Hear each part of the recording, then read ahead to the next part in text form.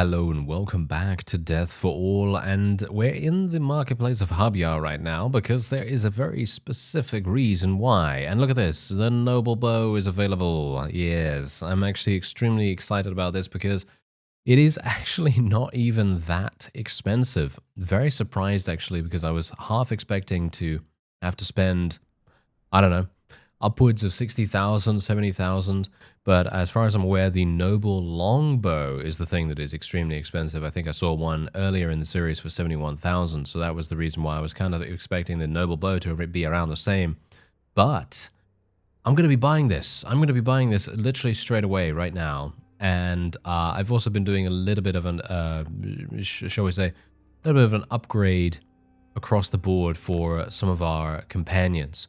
So I'm mostly talking about Rustica right here. She's actually using her Royal Mace once again because I believe, thanks to one of you in the comments, by the way, for spotting this, very eagle-eyed of you, you noticed that I bought a pike, or I shall we say I gave her a pike. I'm not sure if I bought it. Did I buy it? If I bought it, then that's terrible. But whatever the case, I was able to replace the pike, and I've given her a mace. And this is obviously not the best for mounted combat, but hopefully this is going to be decent enough for her at the moment.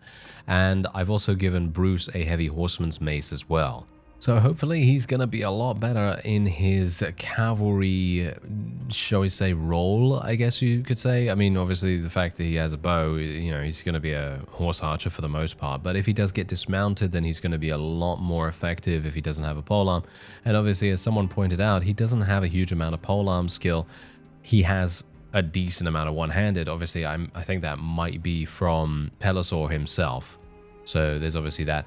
Oh yeah, by the way, the reason why I named him Bruce is primarily for the fact that Pelisor was in one of Bruce's series. I think back in the day, I think Pelisor was the legend that began in that series, and I think that was our main character was called Bruce in that one. So that's the reason why I have named Pelisor's son Bruce after his legendary friend or whatever, you know, from that previous thing.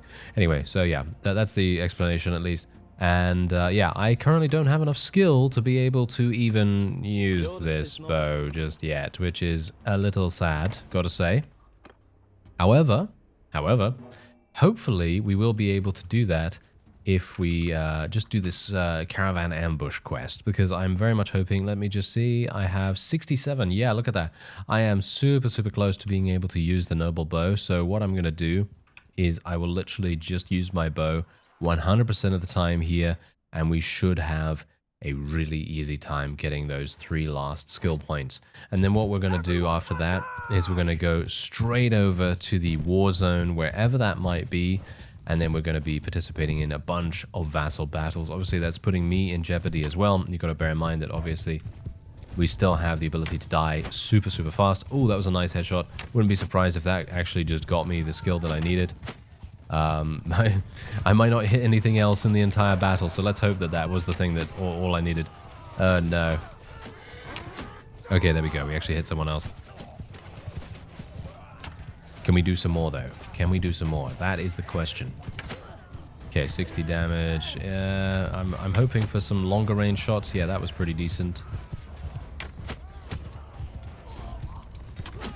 Those situations when you literally are so dialed in that you can hit from pretty much anywhere on the battlefield.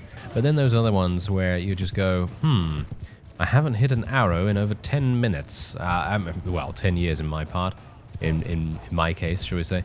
But that kind of thing, yeah, it's a wonderful feeling actually when you actually start hitting things from fair distances away.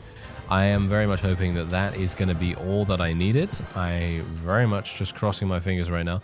Let's see whether that is indeed the case. All right, there we go. We did the quest, which is obviously fantastic. Gives us 2,100, and I think I do have enough. Yes, I do. Fantastic. All right. There we go.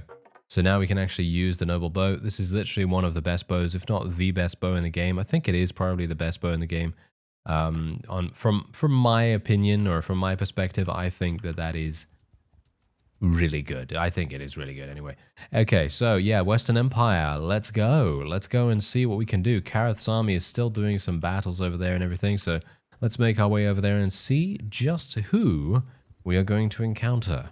Well, before we head on into Western Empire territory, I thought to myself, okay, I'm just going to make a brief stopover at the town nearby the border, and now we have a task from the Sultan himself. I'm actually really surprised that we're getting one from him, but okay. We need someone to ride through there swiftly, scouting out their garrisons. Sure. Okay, so we need to scout Orostokoris Castle, Jalmaris, and Zeonica. Consider it done, Commander. Alright, here we go. Let's do it. And I'm going to actually just see very fast whether I need to sell some stuff. I think I should probably sell some stuff first. And we also need to replace Soren's bow with the previous one that I was using, because that is just generally better across the board for her. So that's going to be really useful. And otherwise, I'm just going to basically be selling all our weapons and stuff like that as well. Don't see the real point in keeping any of that. And I'm thinking that maybe we should sell some of our other things. I don't know whether this is really that useful, to be honest, to sell, but we're just going to sell all of that. And I'm just going to buy some fish, going to buy some olives, butter, cheese, grapes, and so on and so forth, just to make sure that we have a decent amount there. And I'm actually thinking, shall we go into this tournament? It's bronze scale pauldrons, not that much. But is it better than nothing? It might be better than nothing. I might be able to win this relatively quickly. Although, to be fair, I'm probably just going to die instantly. Let's just see. Maybe I'm going to be able to do something here. Yeah. Do something, he says. Yes. 14 damage. Very nice. Can I do more than that? Yes. Okay, there we go. 56. Yes. 97. Okay. Wow. Okay, Pelisor. Calm down. Calm down. Well, actually, no. We don't want him to calm down. We want him to go berserk. We want him to go berserk, and we want him to murder absolutely every single person here, with the exception of our teammates, of course. When the enemy decides to charge into you like this, it is very simple to deal damage to them. It really is, because you can literally just aim at their head, and you can just continue to deal around 20 to 30 damage every single time. And obviously, if you have your teammates surrounding you, it's even better. Oh, hello. Seems like someone is very familiar in the next round for us. Bruce himself has entered the tournament. Alright, yeah, we're going to have to see what's going on with him. And hopefully I will be able to achieve victory here. I think this is going to be pretty simple. Yeah, they really just had no idea what was going on there.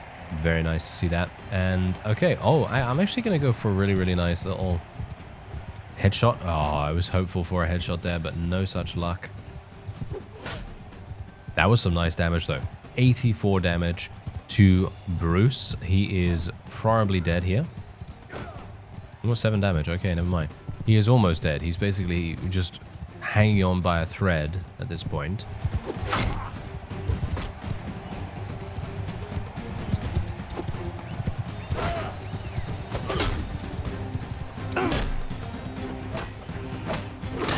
Nice. Alright, there we go. That was easy enough. And now all we need to do is just aim for this guy.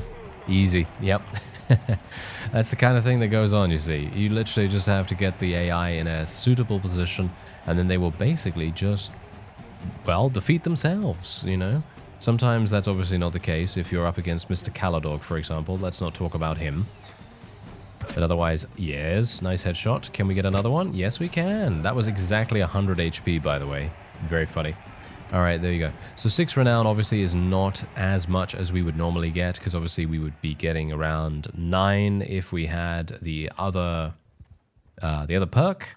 But I obviously respect for the virile perk, because we want to have as many children as possible, of course. And yeah, so that's obviously making a big difference. Okay, hello, Krotor is here. Nadia is here. Okay, what? Okay, we got some crazy goings on here. Okay. Not a big fan of that, but I would like to do some damage to this particular vassal, if at all possible. Bruce is leveling up really fast, by the way.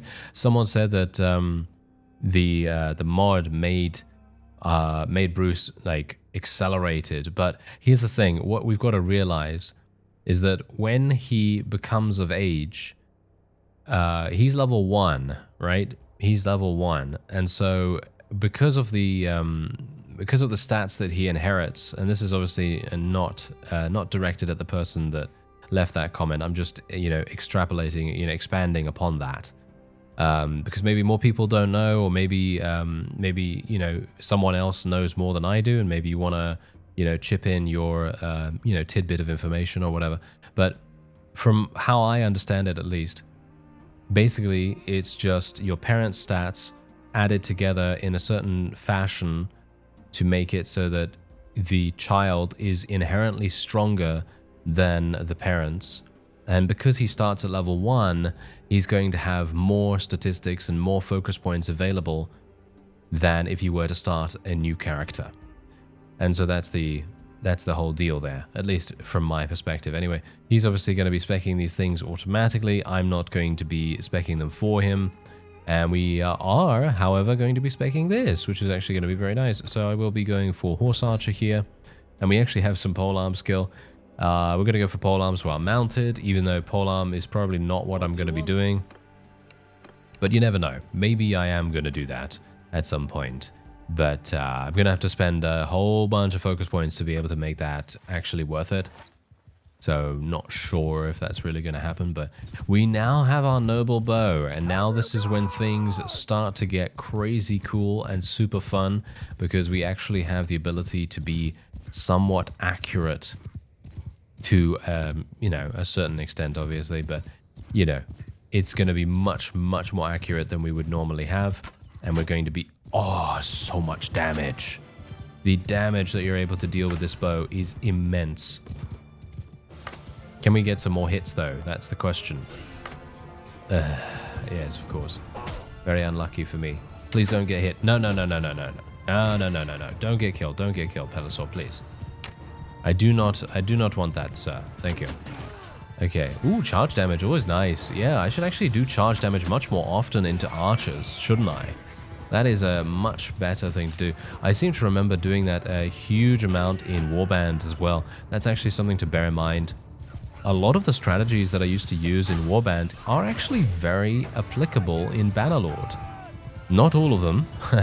Not all of them, mind you, but definitely most of them. In other words, the ability to think about charging into archer groups or charging along archery lines, that can make a significant difference in reducing the amount of damage that your own army takes. And that's something to bear in mind. You've got to very much think about reducing damage as well as dealing damage. Because you may think, oh yeah, you want to try and deal as much damage as possible. Yes, of course, you do. However, there are always those situations where taking less damage is actually going to result in you dealing more damage over time. And obviously this is kind of obvious, right? It's kind of like a, well, duh kind of moment, right? Of course, your units are going to stay alive, your troops are going to stay alive, and they're going to do more damage over time. Yeah, of course that's going to be the case. However, that's not always readily apparent just by doing these small little things that can add up over time. And charging into archery lines, for example, is definitely one of those things, because you're then going to have the ability to, well, as I say, you're going to have the ability to deal small amounts of damage with the charge itself, but you're also going to be interrupting their attack and potentially refocusing their attack upon you instead of them attempting to kill one of your teammates. So that can have a pretty profound effect on how much survivability your own people have. Anyway, there's a bunch of things here. Don't really care too much about any of it, actually, but we're going to take it all just because we can sell it. And there's a bunch of villagers around here as well. It's kind of amusing. Okay, so there's Mike over here, and we're going to be attempting to attack him in just a second. I actually did level up. Ooh, minus 50%. Yeah, minus 50% accuracy penalty while rotating sounds good to me. And we're also going to be going for, wow, both of these are absolutely terrible. I will take authority, though, I suppose, for the +5 party size limit, even though that's not particularly amazing. Okay, so we can now vote for the owner of Lagat. I was actually waiting. Oh, hello. Is it me? It is me. Okay, I'm actually really surprised that they're doing this. I'm actually going to vote for someone else because I don't really want it that badly. because me actually taking this is going to result in some... Oh, no. It's going to result into some relatively uncomfortable circumstances here. This is not very good. Okay, so me having Lagater is... I mean, it's... Okay, so here's the rundown from my perspective. I personally think it's great. Don't get me wrong. I think it's great that they're actually being somewhat fair with the fief distribution. But you have to bear in mind that they are not really going to be very... at least I don't think they're going to be that helpful with enemy armies. And I'm going to have to garrison this thing myself, which is obviously going to be very, very harsh indeed.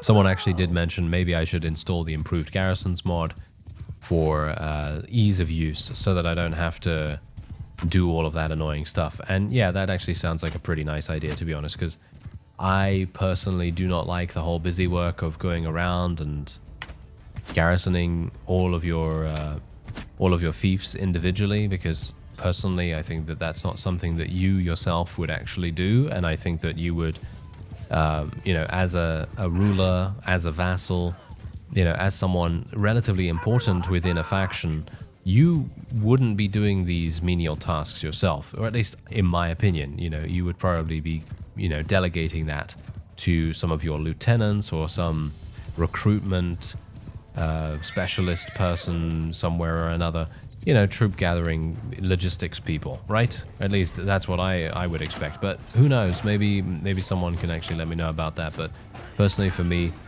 I think I'm probably just going to go for the improved garrison route, but we're going to be a bit careful of how we use it because it can be very, very strong, and obviously we don't want to make it too easy, you know, we don't want to make it too easy for ourselves. So I'll probably just set a good limit of around 100 units or something like that, maybe 150, dependent on what we're actually garrisoning at the time, because obviously we do not want to be in a situation where we, you know, garrison a castle with 70 units or something like that, because that's just not enough, you know. That's just not enough to dissuade any potential attacking force from attacking itself. So, you know, what we would want to do in that case is probably have something like 100 to 150 in castles, probably 150 to be on the safe side, maybe more than that in certain situations. But apart from that, I'm thinking around 250 to 300, maybe even 350 in towns. But again, we don't want to go too overboard. We don't want to be, you know, making it impossible or dissuading the opponent so much that our fiefs are going to be extremely safe, because that's just not, you know, it's not that fun. You know, we want to have these kinds of situations crop up where we have to defend, and then it's going to be epic. You know, it's going to be very epic indeed. Anyway, as you can see, Mike has died. Mike of the Wolfskins has died. Obviously, that doesn't really make much difference because he's a, well, he's from a minor faction, so of course it's going to be super, you know, they basically are just unlimited. They're infinite. They are the Ouroboros of Calradia, I guess you could kind of say. But yeah, hopefully we can actually start attacking people that are a little bit less infinite.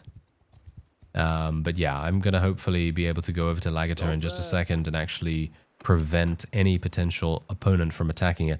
But you've got to bear in mind as well that this is obviously not a situation where we can basically be like, yeah, you know what, I'm just gonna stay in the garrison forever, because we can't do that either, you know, because the enemy is inevitably going to go and attack it, but we can't just stay there and wait for them to attack it. So it's kind of like a catch-22 situation, because we don't want to stay there, but we also don't want to leave it, you know what I mean? So we kind of, you know, it's going to be one of those, you know, it's going to be one of those very, very difficult decisions to make. But we could also just stay relatively close by. That's something we could do as well.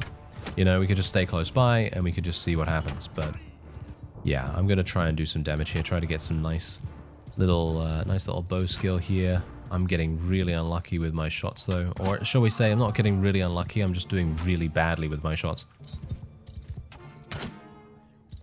Really? Wow, this guy has insane shoulder armor. I only did 30 damage to him.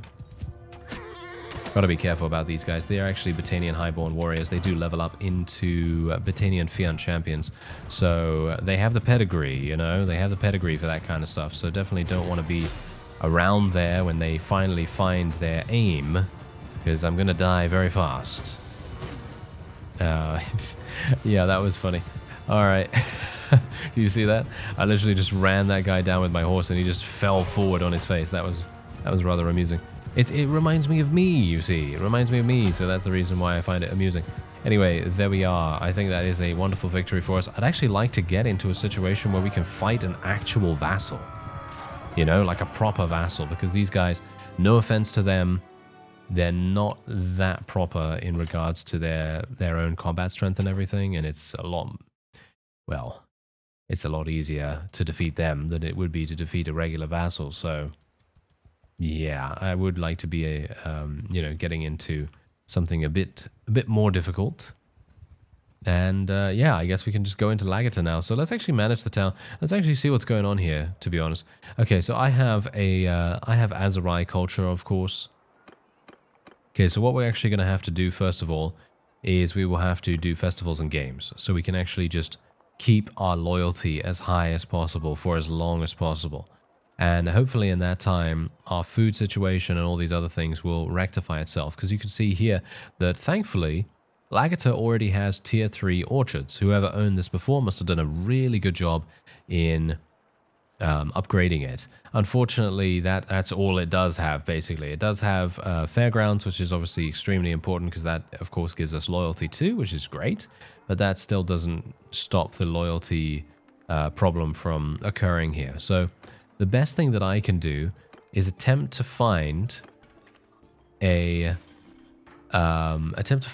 companion that is Empire culture. I think Lagata is Empire, right? Yeah, I think so. So that would be extremely important for us, or extremely useful. So here's the thing. I really want to go and donate these units, if I can. Donate these vassals and so on and so forth to somewhere. Or I could just sell them. Just going to sell them for now. We don't have that much money as it is, so we might as well just go ahead and do that. What do we have going on here? Ooh, this is a wonderful sword. Hello there. Yes. Okay, I will be using that. Thank you. And let's actually see if anyone else could use something. Soren is okay, I guess. It depends whether we want to give Bruce a sword that can actually be used on horseback, I guess. Maybe that would be a good idea.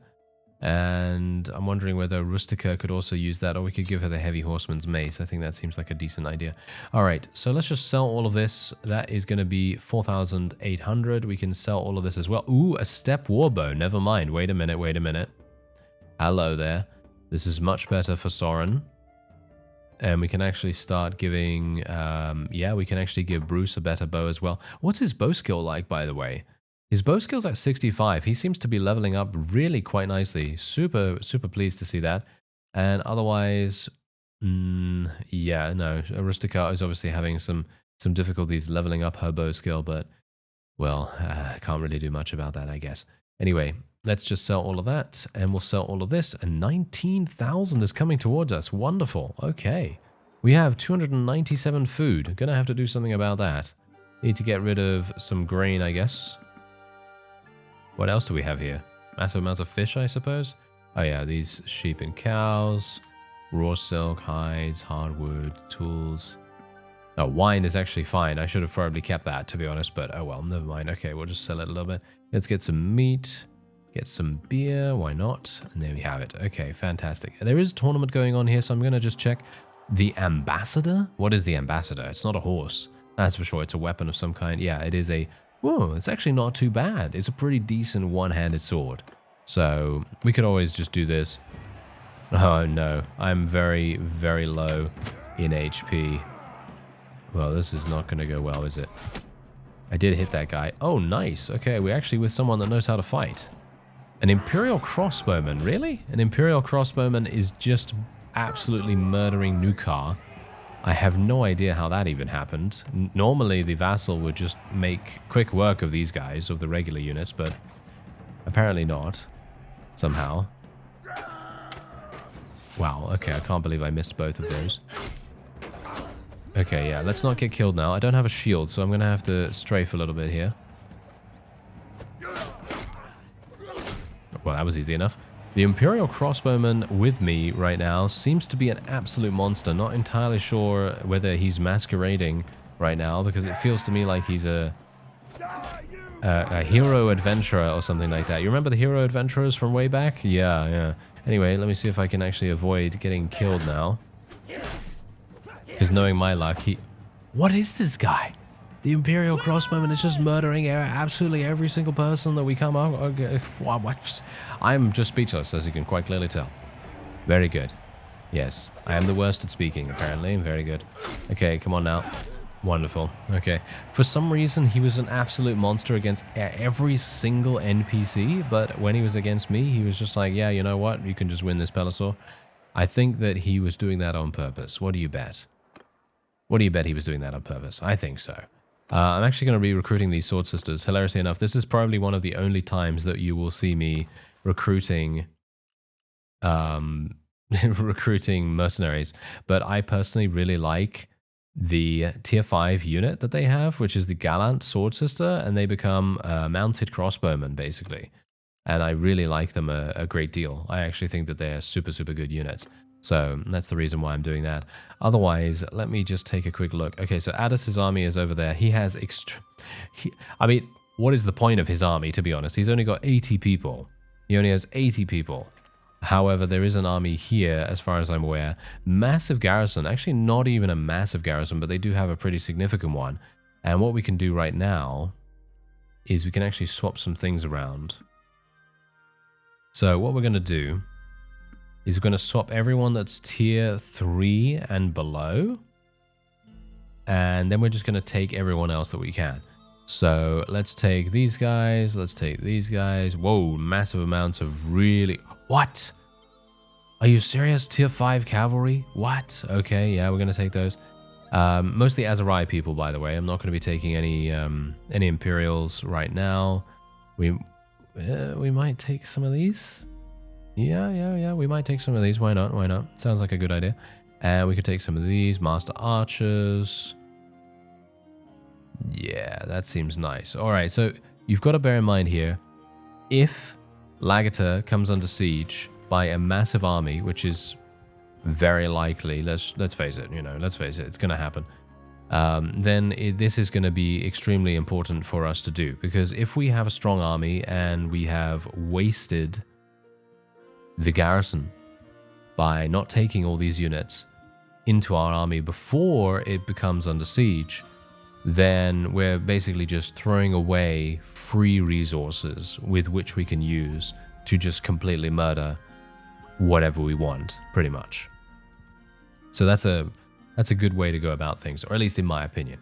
Anyway, let's have a look. Your scouts started to gather information about Orostokoros. And yeah, sure, we'll do that. There we go. Okay, so I scouted this. And one of my settlements is under attack. Okay, I guess I'll go over. Should I go over there? Should I actually go over there and see what I can do? Maybe I should try and defend it or something. I don't even...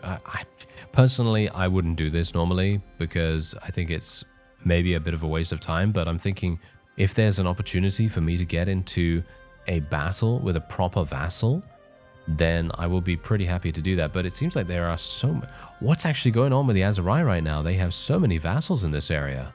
They're being very defensive right now. Gotta say, that's pretty nice of them. But wait a minute, what's actually going on here? Do you see what I see? I think you do. There's a massive army. A massive army is maybe coming over here to see what they can do about retaking this potentially.